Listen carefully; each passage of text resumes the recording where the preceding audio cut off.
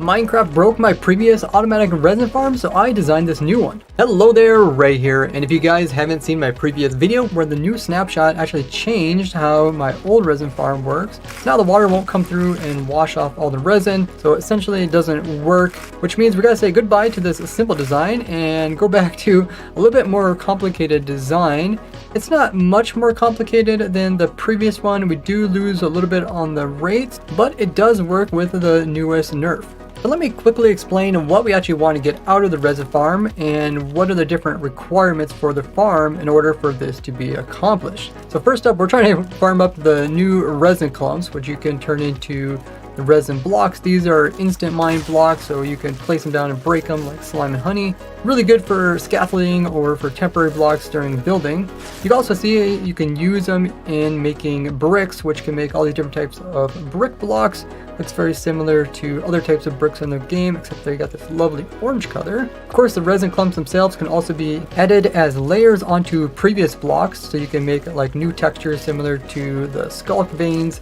So how we actually get the resin is that every time we hit one of these guys here, they will spawn in resin associated to the hearts that they have. So each of these guys come from one of these creaking hearts, and if you hit the guy that goes to the certain heart, it will spawn in resin within about 2 blocks of the actual heart that it owns. Now each guy can produce between 2 resin or 3 resin, so to make sure my farm produces the maximum amount of resin per each creaking heart, came in here and I got in 3 logs, as resin will only generate on top of these logs and not on the side of the walls or anything like that. So this one heart can do up to 3 spots like this, and the next one can do the same thing. And then I got the same thing going over here where these guys can each put in 3 resin, and that way I can get the maximum amount of resin for this area here. Now before we would just release the water here and the water would come through and break up all the resin and drop it as items, but that got nerfed just this last snapshot. So what we gotta do first is we got to break them off by using my previous design, which I made for the Bedrock edition, and that is actually shifting the logs. So we have some pistons here, they're gonna push all these logs over this direction,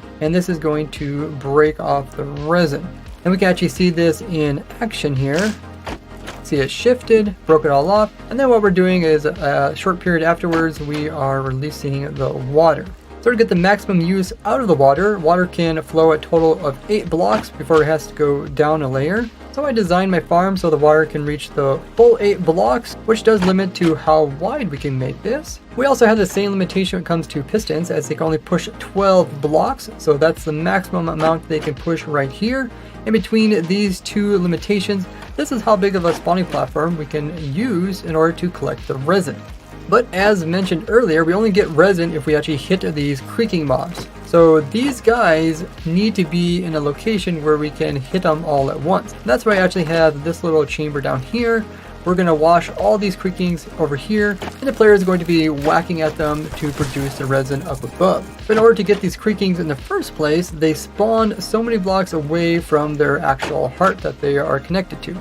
And that's another reason why we have this big surface area here, is when there's no water here, then the creakings can spawn in. Let me go ahead and just despawn all these guys. So now that they all despawn, you can see as soon as I come within range of the hearts, they're going to try to spawn these guys onto a full top surface block. And since I got the rest of the farm all slabbed up, they can't spawn on that, and they won't spawn in the water, so we have to remove the water every once in a while so that we can get them to come into the game. But you can see the water is also useful in moving them towards their killing chamber, which is going to be right there. We don't actually kill them, but we do need to attack them with our sword. So I actually have the water do 2 things, washes off the resin clumps and also moves all these creakings to the center. Now you can see they're not moving to the center too well, and that's because we would typically be down here in survival. And when you're in survival looking towards their direction, they are going to go ahead and freeze. And when they freeze, they don't collide with each other, they don't push each other, they don't walk around. This makes it really easy to get them all into this killing chamber here. Now once again, we're going to use a sword so we get to the sweeping ability, and this means that if I hit one of them, it's actually going to hurt all the nearby creakings as well. Every time we hit these guys, it's going to produce the resin on top, and then it's going to get washed into the center. You can see these guys stacked in really nicely once I went to survival mode. But the thing is, Creakings only produce resin every 5 seconds, so they have like a little cooldown period. So what I got over here is a clock that will activate every 5 seconds. And I'm using this trapdoor as an indicator to tell the player when to click. And what you do is you get an auto clicker, you set it to around 5 seconds, and as soon as you hear this trapdoor flick, you would turn it on. And now it will automatically click every 5 seconds. You can get the maximum amount of resin per hour. Now in single player you don't really have a problem with a desync between the player clicking and the game operating. But this could be a problem in multiplayer servers. Just because in real life 5 seconds elapsed doesn't mean that the game thinks that 5 seconds has elapsed. This is because the game can slow down over time if it's having trouble keeping up with everything that's going on in it. And that's the nice thing about the clock. You can come in here, you can make the clock slower. And this is the easiest solution to avoid the latency problem. It's just by attacking them not 5 seconds exactly, but a little bit longer than 5 seconds. That way the game is running a little bit slow. You can kind of adjust for that. Now we'll come in with a system in the future for people that want to attack the mobs, and then only after attacking them will the whole system then flood the area as well as break off the clumps. The advantage of this type of system is that you don't have to try to get your player clicking to be exactly like your clock over here. Rather, you clicking becomes the clock. But some of you guys actually thought this would fix the problem with TPS, or ticks per second, being slower on servers. But it doesn't actually fix the problem. That's because when you click, let's say you're clicking every 5 seconds, the game still cannot accept those 5-second clicks if it's running slow. No matter if you click with the player, you use a player as a clock, or if you use the redstone as a clock. The nice thing about the redstone is that it will always be consistent with the server. So if you set this to 5 seconds, if the game is running slow, this will just run slower. And you can still time your clicks based off of when this trapdoor opens. You're just going to have to adjust your auto clicker to kind of stay in sync with however much TPS loss is occurring on the server. But like I said, on single player you really don't have to worry about this. Overall, the design, it works pretty simple like the previous one. We have a clock that's going in a circle.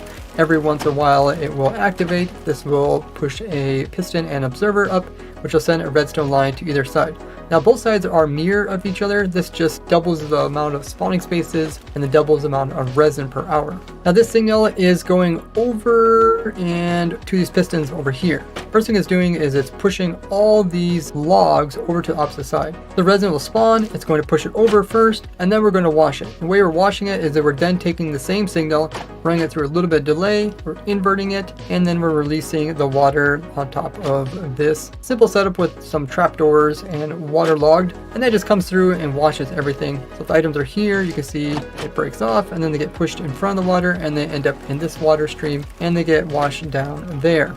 Now before I show you where the resin goes, there is a little bit of complication as we do need to reset these logs back into their original location. So we've seen how those pistons push the logs this way. Now we need a different set of pistons to push them back. Now the problem is I'm trying to use the maximum 12 block push limit.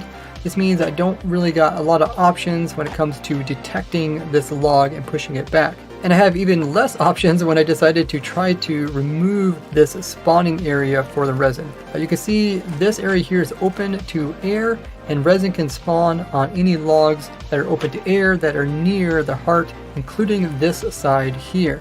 Now on all the other sides, I just came in and blocked them off so that we don't get resin in really weird locations that we can't easily collect. And that's why I chose just to collect it from the top of the surface, because it's really easy to collect it there. But then I had this idea, what if I just have water come in here and occupy this space, which is really easy to do.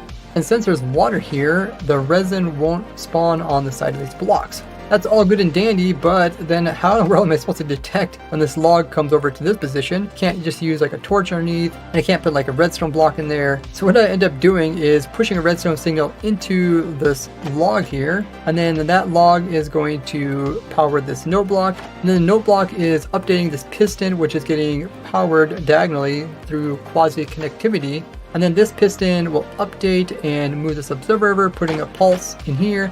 This pulse goes over top of these pistons and we'll actually update them, and they'll extend very briefly, pushing all the logs back to the opposite side. This was a bit cheaper than running some redstone signal all the way over here and powering this side, and it is also kind of like a smart system.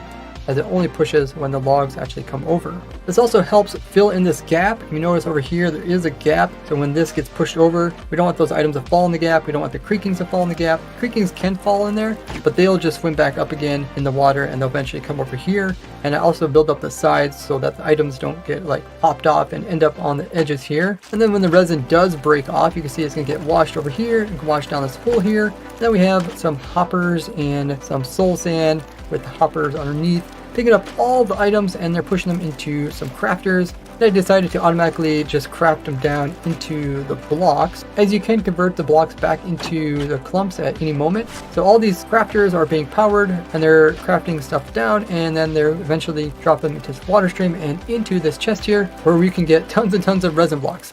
So with this many spawning spaces and running it every 5 seconds, it'll produce 86,000 resin clumps per hour. But as soon as it turns to daytime, these creakings will just vanish. So you can't run the farm in the daytime, meaning the rates are cut in half, which means this farm will still produce over 43,000 clumps per hour. This is a decrease from my previous design, which was producing around 58,000 per hour and was even simpler, as you can see. So the nerf, it did hurt the rates and it hurted the size as well as the complexity of the farm. Overall, for how much it produces per hour, I'd say the design is still quite simple.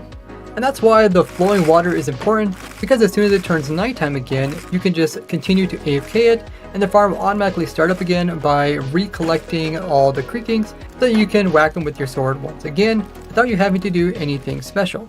Now, one of the most common questions I get from you guys is, how do I design these farms? Well, you guys can actually watch me design all my farms live over here at my Twitch live streams, and I do the designing also on my testing server, which the server is open to all my viewers. You guys can just hop on with IP that's on my Discord and see all the different builds on here, and even spectate me as I design this on my live streams. I do stream every Wednesday, Friday, Saturday, Sunday at 2 p.m. Eastern time, and you can see I not only designed this, but also came up with a new design that I was initially going to show you guys, but there is a current bug with this one, where it's hoping to have the creaking, instead of being washed to the center, just have them pathfind over top of these trapdoors. But you can see there is a problem. When they come on top of this, they just end up spinning in circles. So if you guys want to help me get this fixed so that I can make an even simpler version of the resin farm, then I need you guys to go in the description and upvote this bug, which I made a bug report on. Otherwise they would just walk down, then we just have a big collection of water, and then I could just shift these little columns back and forth in order to knock off all of the resin, and it would be much simpler than that setup. So make sure you guys are subscribed so you don't miss out on more future designs, as I will also be doing a block by block tutorial, plus the world download and a schematic of the build. So make sure you check the description of this video to find the newest link to the newest design that works. But I'll only do that once I'm sure that Mojang doesn't nerf the farm once again, so probably closer to the full release. So leave a like on the video and come watch my live streams, and I'll see you guys all over there. Bye bye!